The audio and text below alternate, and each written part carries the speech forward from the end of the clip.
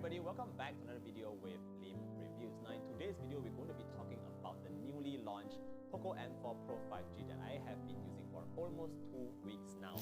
Yes, if you remember very clearly, the Poco M3 Pro was about 2 weeks ago in June, and very quickly we're now already at the M4 Pro right here.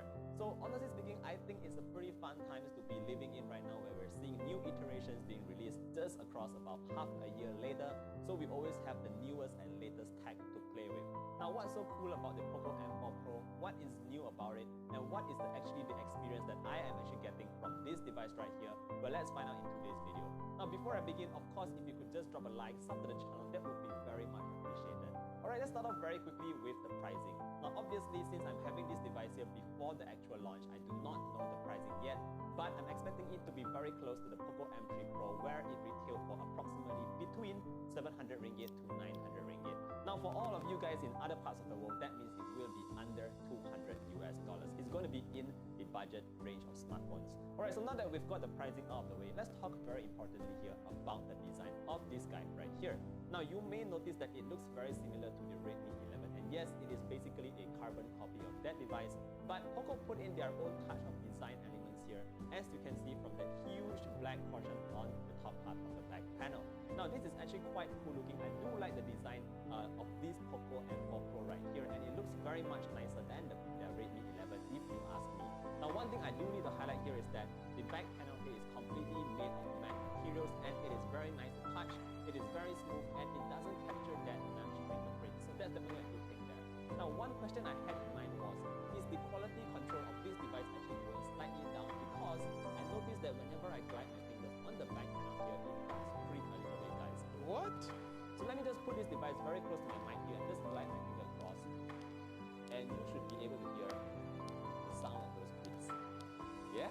Alright, so that's just what I had in mind. I'm just wondering, like, why is my device having these kind of creaks when I just glide my finger over the back panel right here? Very strange. But other than that, everything else is nicely built. If you notice on the sides here, it is quite a slim device. We have this silver grayish kind of a metallic. I'm not sure what the actual material is, but it feels solid here on the sides itself. And yes, we do have dual stereo speakers, and we still have the headphone jack at the bottom. That is actually retained, and I think that's a very good thing right there.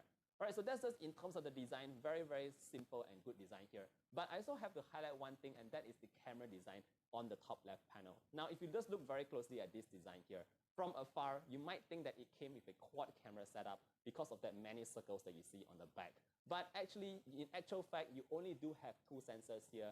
You do have one AI, you do have another LED flash, and there's just this red dot there, just for, I'm not sure what is it there for. But bear in mind, you only get 2 sensors, guys. It's not like a quad camera setup or anything like that. Alright, done with the design, guys. Let's talk a bit about the display at the front. So just flipping the device back to the front here, we do see that we have a 6.6-inch LCD display that is refreshed at 90 Hz. Now bear in mind that the touch sampling rate here has been improved to 240 Hz, but honestly speaking, that is nothing too much to shout about. Basically, everything is smooth, but it's not super smooth. It's not buttery smooth, but it's smooth enough that you feel happy using this LCD display. Now, just like its previous predecessor, the brightness of this LCD display doesn't get that bright. So again, if you are outdoors most of the time, you might struggle a little bit to see the display here on the Poco M4 Pro. But otherwise, yes, you still get that dot display, which means the tiny camera is still at the dead center in the front. And other than that, I think it's a pretty decent display. At this kind of price point, you do get 90 Hz, 6.6-inch, which is fairly larger than the previous 6.5-inch. And I think I'm quite satisfied with the display right here. Alright, so now done with the display, let's talk about the performance of this device here. What's new? What kind of experience increment can you get from the Poco M4 Pro? Well, first up, in terms of the processor-wise, we're getting the Dimensity 810, and that is a slight incremental upgrade compared to the previous gen Dimensity 700. Now, what do I mean by incremental? So if I just put this device here through a Geekbench score, you'll notice that the 810 here is about 10 to 12% higher ranking in terms of the comparison to the Dimensity 700. That means in terms of performance, you would see a slight 10 to 12% increase in performance over there. Again, this is not much, it's not incremental, but if you are using it on the day-to-day basis, you will actually feel that slight difference in performance bump. So that's something to take note of. Now, since we're talking about performance and how we use the phone, let me also talk a little bit about the haptics engine in the Poco M4 Pro. Now, this is where we are seeing the biggest update, guys. On a phone that is a budget phone, we are actually getting the X-axis haptics that even some phones that cost twice or thrice the price of this device here do not have. So I'm very, very pleased to say that the haptics engine on the Poco M4 Pro, guys, it's a dual thumbs up right there. Very, very good haptics.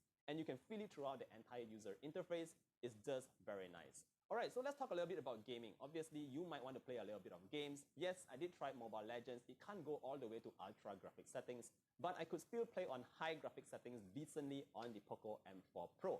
Now, you're not going to get the best performance here. Obviously, you just got to accept the fact that this is a budget kind of device. So the kind of experience is that you can play games, yes, sure, but not the most highest graphic intensive kind of graphics that you can expect from the top smartphones, if that makes sense. All right, so now gaming is gaming. Again, back to day-to-day use, I find that launching apps is not the fastest. It's fine. Everything runs very smoothly, and I did not face any bugs or delays here and there. There's no hangs with MIUI. And so far, it's just a decent experience, something that I would expect from a device that costs this amount of money. All right, so that's just in terms of the performance. Let's talk very quickly about the cameras at the back.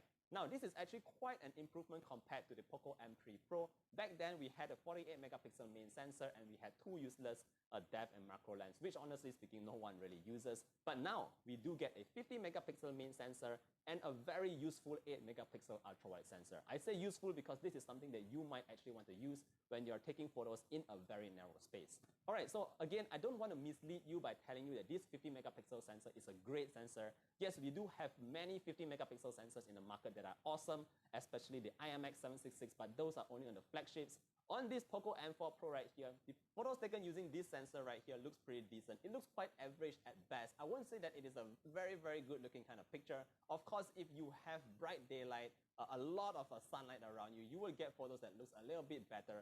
But when it comes to the dark, the night mode works well. It's not a huge upgrade compared to the previous version that I saw with the Poco M3 Pro. So I'm going to show you guys a couple of photos here. This is what you can expect with the cameras on the Poco M4 Pro on a daily basis. Again, just to sum it up here, do not expect huge performance on this 50 megapixel sensor, although the number sounds large, but it is a very decent average snapper. All right, guys, so before I go on and talk about the battery, let's just talk a bit about one final thing here, and that is the dual stereo speakers that comes on the Poco M3 Pro. Now, bear in mind that these speakers here, once again, Poco is doing a great job here by giving us decent audio coming out from these dual stereo speakers. So I'm definitely happy to say that regardless of whether you're playing your games or you're watching YouTube videos or whatnot, you will get that stereo kind of sound coming from this device right here. All right, now we're at the final part. Let's talk a bit about the battery here. So we do have a 5000 mAh battery in the back. Again, it's not very heavy, and just look at this form factor, guys. 5000 mAh in this form factor is definitely good, but the main improvement here is in terms of the charging speeds. So Poco is now providing charging speeds up to 33 watts. That means you can go from 0 to 100% in just about 1 hour. Again, it's not the fastest here, but it's much improved compared to the Poco M3 Pro. All right, guys, so bottom line, what is this Poco M4 Pro all about? Well, honestly speaking, if you're in the market today looking for the best budget device, I would say that this is something that you might actually want to consider. You do get a decent set of specs, and you do get a decent camera here and there. Everything is just decent, but that's also because this is a budget affordable device. Now, if you are already using the Poco M3 Pro, for example, I don't think you need to upgrade to the Poco M4 Pro. Don't worry, stay with your device. It's just like less than 10% away. But yes, this is what you can expect with the Poco M4 Pro. Now, all right, guys, if you do have any further questions that you would like to know about this device here, feel free to leave them down in the comment section below. I do hope you have learned something from this video right here and maybe help you out in your future purchase decision. I think that's pretty much it, guys. I